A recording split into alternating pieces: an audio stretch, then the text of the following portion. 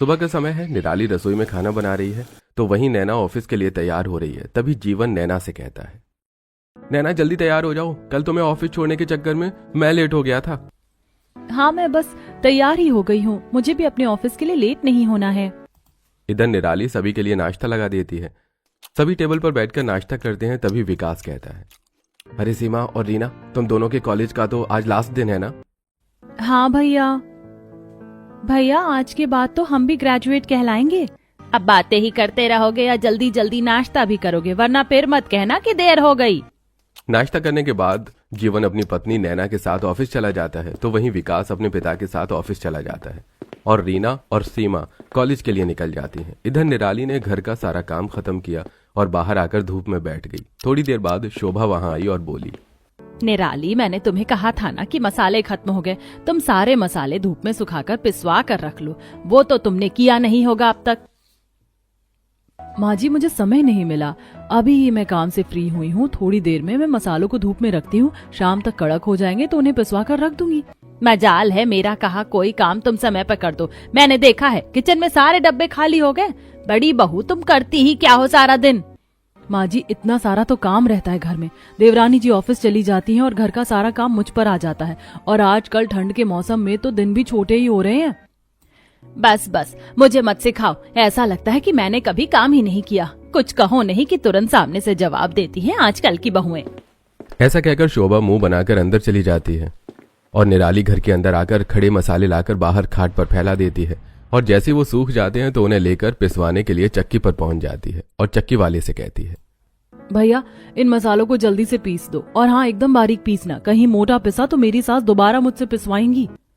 चक्की वाला मसाला पीस कर दे देता है और निराली उसे लेकर घर आ जाती है और वो रसोई में जाकर मसाले रखती है और अपने कमरे में जाकर थोड़ी देर आराम करती है। तभी उसकी दोनों नंदें कॉलेज से आ जाती हैं और सीमा अपनी भाभी से कहती है, भाभी, आज हमारे कॉलेज का आखिरी दिन था तो हम लोग बहुत थक गए हैं, जरा हम दोनों के लिए कॉफी बना दो। ठीक है। निराली कॉफी बनाने के लिए रसोई में जाती है तो वहीं रीना और सीमा अपनी माँ के साथ हॉल में बैठ जाती हैं। तभी सीमा अपनी छोटी बहन रीना से कहती है, रीना, 3 साल ग्रेजुएशन के कैसे बीत गए पता ही नहीं चला, और अब तो कॉलेज भी खत्म हो गए। हाँ सीमा दीदी, अब तो हमें घर पर रहकर बोर होना पड़ेगा। निराली दोनों के लिए कॉफी लेकर वहां आ जाती है और उन्हें कॉफी देते हुए कहती है, बोर क्यों होना पड़ेगा, अब तुम दोनों मेरे साथ घर का काम करवाना। अपनी भाभी की बात सुनकर दोनों नंदों का मुंह बन जाता है तो वहीं शोभा निराली की बात सुनकर कहती है, अरे उनका कॉलेज खत्म हुआ नहीं कि तूने उन दोनों से काम करवाने का प्लान बना लिया। ऐसे भी कौन सा काम रहता है घर पर जो तुझसे नहीं संभलता। अपनी सास की बात सुनकर निराली चुप हो जाती है और मन ही मन सोचती है, इतना सारा काम रहता है घर पर माँ जी। इतना कहकर निराली रसोई में चली जाती है और फिर काम में लग जाती है। शाम को नैना और जीवन दोनों ऑफिस से एक साथ वापस आते हैं। जीवन अपने कमरे में आकर नैना से कहता है, नैना, मैं बहुत थक गया हूँ, मुझे भूख लग रही है, रसोई में जाकर मेरे लिए कुछ चटपटा सा बना दो। जीवन, मैं भी तो तुम्हारे साथ ही ऑफिस से आई हूँ ना, मैं भी बहुत थक गई हूँ, मुझे चेंज करने दो, थोड़ा आराम करने दो, फिर बना दूंगी। नैना, तुम्हें हर वक्त मेरी बराबरी क्यों करनी होती है? ऐसा भी कौन सा बड़ा काम कह दिया मैंने तुमसे? थोड़ा बहुत कुछ बनाने के लिए तो कहा था। अब मुझसे ज्यादा बहस मत करो और जल्दी से मुझे कुछ बना कर दो। नैना को जीवन की बात का बुरा तो लगता है लेकिन वो उसकी बात को टाल देती है और रसोई में जाकर पोहा बना लेती है और जीवन को आकर दे देती है और कहती है, ये लीजिए, मैंने आपका पोहा बना दिया, पोहा खा लीजिए। अब थोड़ी देर बाद तो खाने का समय हो ही जाएगा, फिर खाना खा लीजिएगा। ऐसा कहकर नैना बाहर हॉल में चली जाती है और वहां सोफे पर बैठते हुए अपनी सास से कहती है, माँ जी, जेठानी जी नजर नहीं आ रही है, कहाँ है? वह छत पर कपड़े उठाने गई है, वही तो अकेले सारा काम करती है, सारा दिन काम में लगी रहती है। अरे तुम्हें तो घर के काम की कोई परवाह ही नहीं रहती है। अपनी सास के ताने सुनकर नैना अपने मन में सोचती है, इन लोगों को शायद समझ नहीं आता कि ऑफिस में बैठकर भी काम ही करना होता है, मोहल्ले वालों की चुगलियां नहीं करनी होती। हे भगवान, कहाँ फंस गई हूँ, इस घर में तो मेरी किसी को कदर ही नहीं है। ऐसा सोचते हुए नैना उठकर अपने कमरे की तरफ चली जाती है तो वहीं दूसरी तरफ निराली छत से कपड़े उतार कर लाकर अपने रूम में रखती है और उन्हें घड़ी करने लगती है। तभी विकास वहां आ जाता है और निराली से कहता है, निराली, मुझे एक बात बताओ, कमरा इतना फैला हुआ और गंदा क्यों है? क्या करती हो सारा दिन तुम, और जो ये कमरा भी साफ नहीं कर सकती? सारा दिन तो रसोई में और घर के कामों में लगी रहती हूँ, अपना कमरा साफ करने का समय मिलेगा तब साफ करूंगी ना। तुम तो ऐसे बता रही हो जैसे दुनिया में तुम अकेली ही काम करती हो। देखो, मुझे गंदगी पसंद नहीं है, आज ही सारा कमरा साफ होना चाहिए, बस बात खत्म। विकास ऐसा कहकर वहां से चला जाता है। तब निराली अपने मन में सोचती है, कैसे लोग हैं ये, घर की बहू की कोई रिस्पेक्ट नहीं है उनकी नजरों में। सारा दिन काम करती हूँ, उसके बाद भी जिसे देखो बातें ही सुनाता रहता है। मेरी तो किस्मत ही खराब है जो मैं ऐसे घर में शादी करके आई। ऐसा सोचती हुई निराली अपने काम में लग जाती है। शाम को निराली सभी का खाना बनाती है और नैना खाना बनाने में निराली की मदद करती है। दोनों बहुएं मिलकर खाना लगा लेती हैं। सभी लोग खाना खाते हैं और अपने अपने कमरे में जाकर आराम करते हैं। शोभा अपने कमरे में बैठकर टीवी देख रही थी। तभी रात के 1 बजे शोभा को भूख लगती है। शोभा अपने पति से कहती है, सुनिए जी, मुझे तो बहुत भूख लग रही है। ऐसा करती हूँ, निराली बहू से कहती हो, वो कुछ बनाकर खिला देगी। अरे शोभा, निराली बहू तो अब तक सो चुकी होगी और वैसे भी वो खाना बना चुकी है। तुम्हारे लिए आधी रात को उठकर वो क्यों बनाएगी? मैं निराली से प्यार भरी बातें करूंगी और वो जरूर ही मेरी चिकनी चुपड़ी बातों में आकर मुझे कुछ बनाकर दे देगी। आप बस देखते जाइए। ऐसा कहकर शोभा निराली के कमरे के बाहर आकर उसे आवाज देती है, निराली बहू, कहाँ हो तुम? जरा बाहर तो आना। निराली दरवाजा खोलती है और कहती है, क्या बात है माँ जी, आप इतनी रात को मेरे कमरे के बाहर? क्या बताओ निराली बहू, रात को पेट में दर्द था तो मैंने खाना अच्छी तरह नहीं खाया था, इसीलिए मुझे बहुत भूख लगी। मैं जानती थी कि मेरी निराली बहू मुझे मना कर ही नहीं सकती, इसीलिए मैंने सोचा कि तुम्हें कह दूं, तुम मुझे कुछ बना कर दे दो। अगर तुम ना बनाना चाहो तो भी मुझे कोई दिक्कत नहीं है, रह लूंगी रात भर भूखी। अरे नहीं नहीं माँ जी, ऐसी कोई बात नहीं है, मैं भी आपके लिए मैगी बना देती हूँ। ये सुनकर शोभा खुश हो जाती है। निराली रसोई में जाती है और मैगी बनाकर अपनी सास को लाकर दे देती है और वहां से चली जाती है। फिर शोभा अपने पति से कहती है, देखा आपने, प्यार से बोलकर तो सारे काम निकाले जा सकते हैं। हाँ शोभा, मैंने देखा, लेकिन ये तो गलत है। जब तुम्हारा मतलब हो तब तुम अपनी बहू से प्यार से बात करो और बाकी समय ताने मारती रहो। जी, इसमें गलत क्या है? आपने वो कहावत नहीं सुनी, मौके पर गधे को भी अपना बाप बनाना पड़ता है। अब आप चुप हो जाइए और मुझे मैगी खाने दीजिए। ऐसा कहकर शोभा मैगी खाने लगती है। अगली सुबह निराली की दोनों नंदे उसे कहती हैं, पता है भाभी आपको, आज मैं अपनी सहेली से बात कर रही थी। मैंने उसे बताया कि मेरी भाभी तो दुनिया की बेस्ट भाभी है, वो हम दोनों का बहुत ख्याल रखती हैं। हाँ भाभी, और कम पढ़ी लिखी जरूर हो आप, लेकिन हम लोगों से ज्यादा इंटेलिजेंट लगती हो आप। निराली ये सुनकर खुश हो जाती है। तब रीना कहती है, भाभी हम दोनों के सारे कपड़े गंदे हो गए, आपको तो पता है कि हमें कपड़े धोने की आदत नहीं है, प्लीज हमारे कपड़े धो दो। ठीक है रीना, अभी तो मैं खाना बनाने जा रही हूँ, दोपहर में टाइम निकालकर मैं तुम दोनों के कपड़े धो दूंगी। ऐसा कहकर निराली रसोई में चली जाती है। तब सीमा रीना से कहती है, भाभी कितनी भोली है, जब उनसे काम करवाना होता है बस थोड़ी सी उनकी तारीफ कर दो और फिर अपना काम बन जाता है। ऐसा कहकर सीमा और रीना दोनों हंसने लगती हैं। दरअसल इस घर में कोई भी बहुओं की इज्जत नहीं करता था, सभी उन्हें घर की कामवाली समझते थे। लेकिन जब उनसे काम करवाना होता था या कोई मतलब निकालना होता था तो बड़े ही मीठे अंदाज में बात करते थे। एक दिन शोभा अपनी बहू निराली से कहती है, निराली बहू, तूने रसोई कितनी साफ रखी है, कितना काम करती है मेरी बहू। किसी ने सच ही कहा है, बहू तो बेटियों से भी अच्छी होती है। निराली अपनी सास के मुंह से अपनी तारीफ सुनकर खुश हो जाती है और कहती है, सच में माँ जी, आपको ये एहसास है ना कि मैं सारा दिन काम करती हूँ? मुझे तो यही सुनकर बहुत खुशी हो रही है। हाँ हाँ बेटा, क्यों एहसास नहीं होगा। वैसे मैं ये कह रही थी कि सीमा को देखने के लिए लड़के वाले आ रहे हैं, कम से कम 15 लोग होंगे। अब रसोइये को लाऊंगी तो 5,000 ले लेगा, तो तू उनका खाना बना लेना। वैसे माँ जी, 15 लोगों का खाना बनाना मुझे अकेले के लिए इतना आसान तो नहीं है, लेकिन आप चिंता मत कीजिए, मैं कर लूंगी। तभी पीछे से विकास आ जाता है और ये सब सुनकर कहता है, निराली सही कह रही है, निराली तो बहुत अच्छा खाना बनाती है। फालतू में ही रसोइया को इतने पैसे देने से क्या फायदा, निराली खुद ही बना लेगी, आखिर मेरी बीवी लाखों में एक जो है। निराली विकास के मुंह से अपनी तारीफ सुनकर बहुत खुश होती है। तभी विकास हॉल में आकर अपनी माँ के कानों में कहता है, अच्छा हुआ माँ कि तुमने निराली को खाना बनाने के लिए प्यार से पटा लिया, वरना पैसे तो मुझे ही देने पड़ते।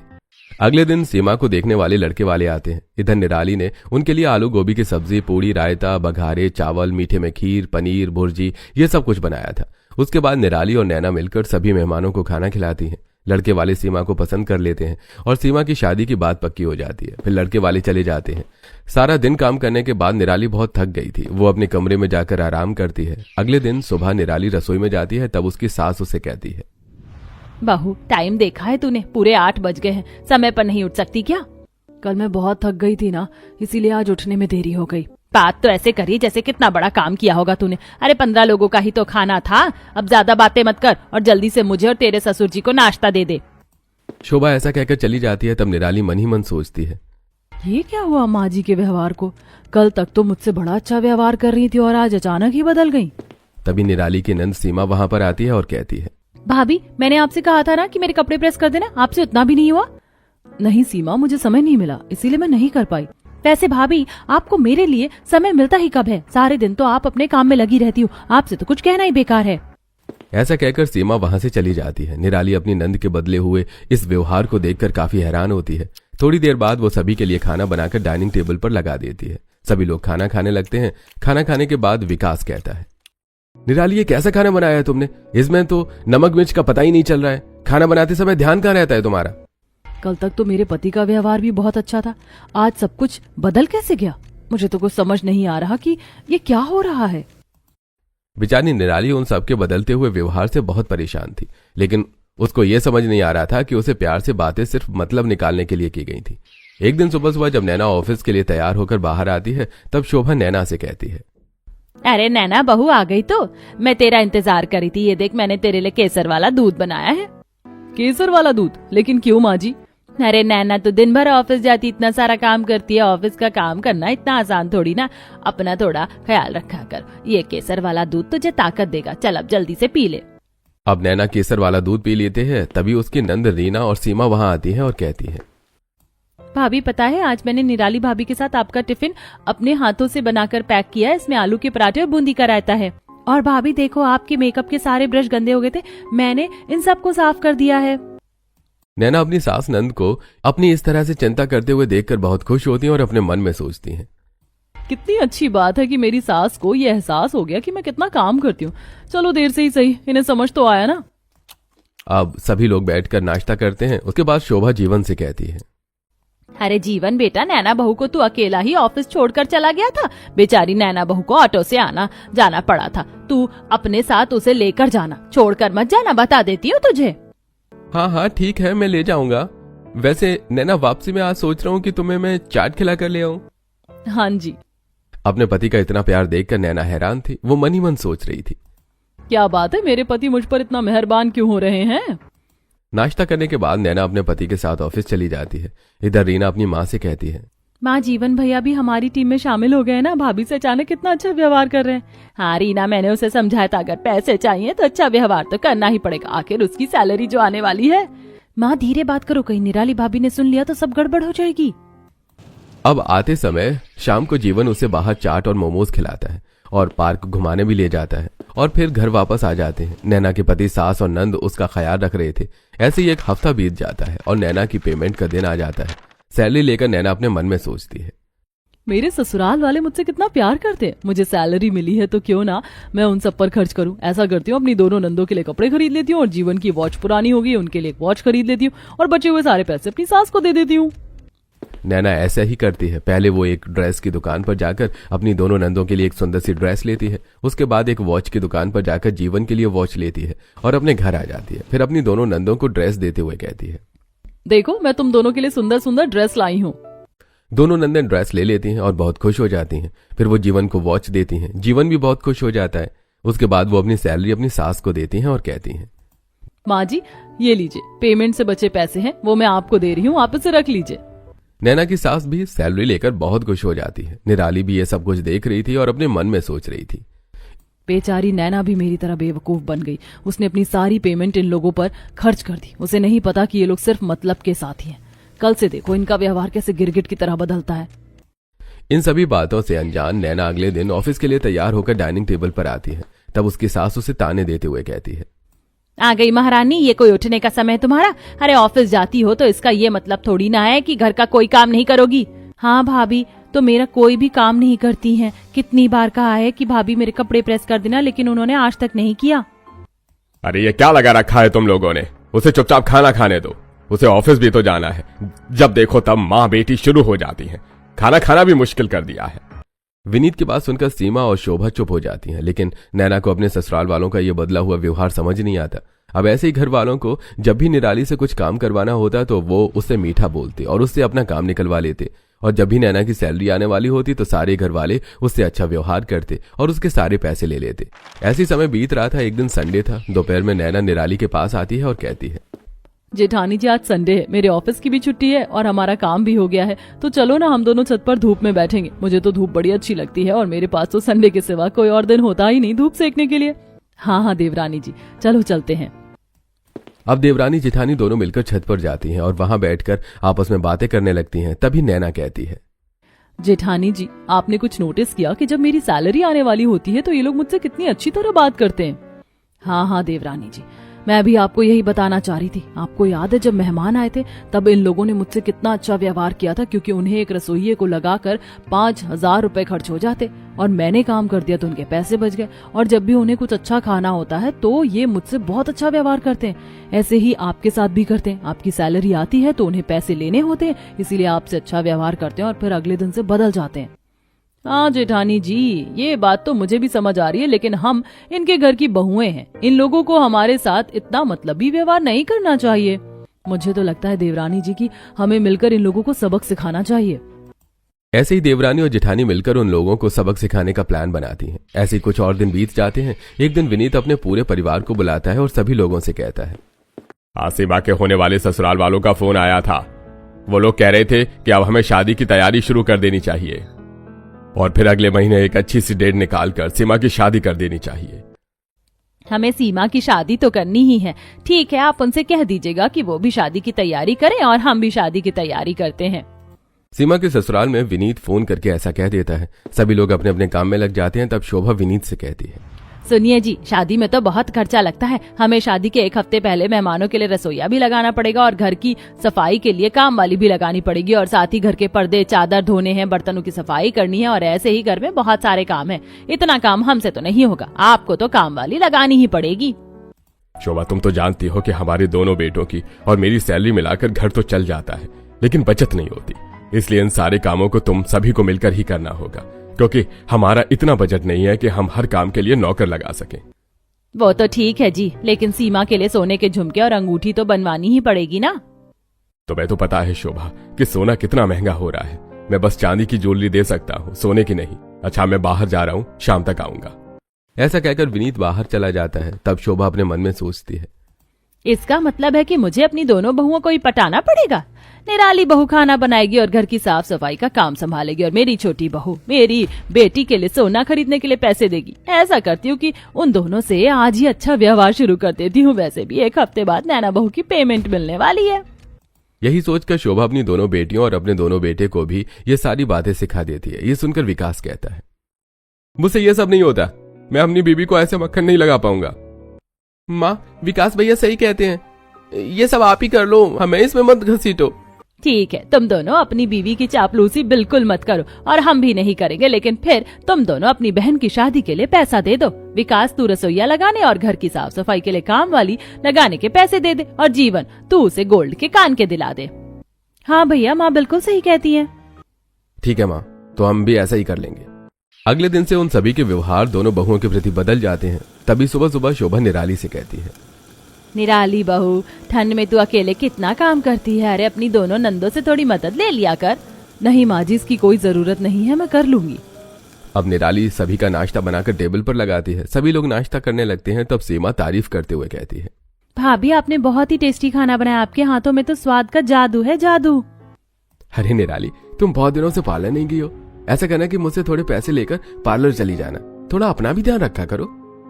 हाँ निराली भाभी, और साथ में नैना को भी ले जाना। बेचारी मेरी बीवी कितनी मेहनत करती है ऑफिस में और फिर घर का भी काम करवाती है। अरे नैना बहू को तो मैंने कितनी बार कहा है कि वो ऑफिस में इतना काम करती है तो उसे घर के काम करने की कोई जरूरत नहीं है। हाँ भाभी, निराली भाभी की मदद करने के लिए मैं तो हूँ ना, आप तो बस आराम किया करो। इन लोगों के बदले हुए व्यवहार देखकर निराली और नैना सब कुछ समझ जाती हैं। वो एक दूसरे को देखती हैं और मुस्कुराती हैं। समय बीतता है और सीमा की शादी का समय पास आ रहा था। तभी नैना की सैलरी का दिन आता है। शाम को नैना जब घर वापस आती है तो उसकी सास उससे कहती है, बहू आज तो तुझे तेरी सैलरी मिली है ना, तो तू अपनी सैलरी मुझे दे दे ताकि मैं सीमा की शादी कर सकूं और उसके लिए गोल्ड खरीद सकूं। कैसी बातें कर रही हो माँ जी आप? मैं भला अपनी सैलरी आपको क्यों दूंगी? मैंने तो अपनी सैलरी फिक्स डिपॉजिट करवा दी। अब अगले 6 साल तक मैं उसमें से 1 रुपए भी नहीं निकालूंगी। हाँ, आखिर मैं इतनी मेहनत करती हूँ तो मैं उसे अपने भविष्य के लिए बचा कर रखूंगी ना। आई एम सॉरी माँ जी, मैं आपको कोई पैसा नहीं दे सकती। ऐसा कहकर नैना अपने कमरे में चली जाती है। यह सुनकर शोभा बहुत परेशान हो जाती है। तभी वहां पर निराली चाय लेकर आ जाती है और वो अपनी सास को चाय देते हुए कहती है, माँ जी, सीमा की शादी का समय पास आ रहा है और सारे घर की साफ सफाई, लिपाई पुताई, बर्तनों की सफाई सब कुछ करना है। इसीलिए आप जल्दी से जल्दी काम वाली लगा लीजिए और रसोइये से भी बात कर लीजिए कि वो शादी में आकर खाना बना दे। अरे बेटा, तेरे होते हुए काम करने वाली और रसोइये की क्या जरूरत है? तू साफ सफाई करना, हम तेरे साथ मिलकर करवा लेंगे। और खाना तो तू कितना अच्छा बनाती है, उसके हर फंक्शन में मेहमानों का खाना तू ही बनाना। माफ करना माँ जी, लेकिन आजकल मेरी तबीयत थोड़ी ठीक नहीं रहती और इतना सारा काम मैं अकेले नहीं कर सकती। आपको नौकरानी और रसोइया तो लगाना ही होगा, मुझसे ये सब कुछ नहीं होगा।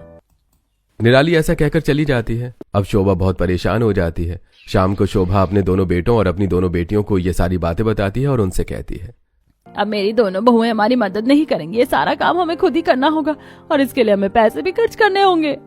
ये सारी बातें विनीत पीछे से सुन रहा था। वो सभी लोगों से कहता है, अरे तुम लोग हमेशा से लालची हो और लालच का अंजाम कभी अच्छा नहीं होता है। वो तुम्हारी बहुएं हैं तो तुम्हें उनसे मतलब के लिए नहीं बल्कि सच्चा प्यार करना चाहिए। बिल्कुल सही किया उन लोगों ने, तुम लोग इसी लायक हो।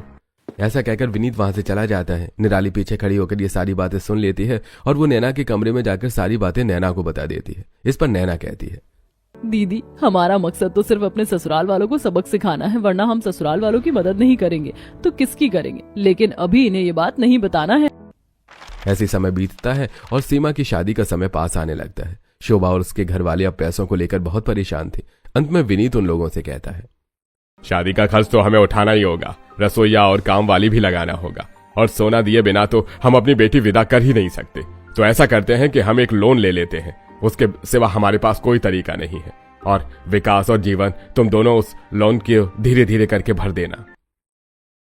ये सुनकर विशाल और जीवन के साथ साथ शोभा भी परेशान हो जाती है। तभी दोनों बहुएं वहां पर आती हैं और निराली कहती है, आपको लोन लेने की कोई जरूरत नहीं है, मैं घर की सारी साफ सफाई और रसोई संभाल लूंगी।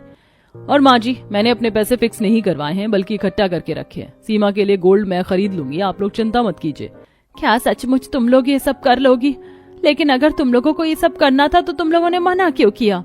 वो इसलिए माँ जी, क्योंकि हम चाहते हैं कि आप सभी लोग हमें सच्चे दिल से प्यार करें, लेकिन आप लोग सिर्फ हमें मतलब के लिए प्यार करते थे और इसीलिए हम आपको सबक सिखाना चाहते थे। अब शोभा और सभी परिवार वालों को अपनी गलती का एहसास होता है। वो लोग अपनी बहुओं से माफी मांगते हैं और अब वो लोग अपनी बहुओं से सच्चा प्यार करने लगते हैं और उन्हें दिल से अपना लेते हैं। उनकी बहुएं भी उनके साथ आपस में बड़े प्रेम से रहने लगती हैं।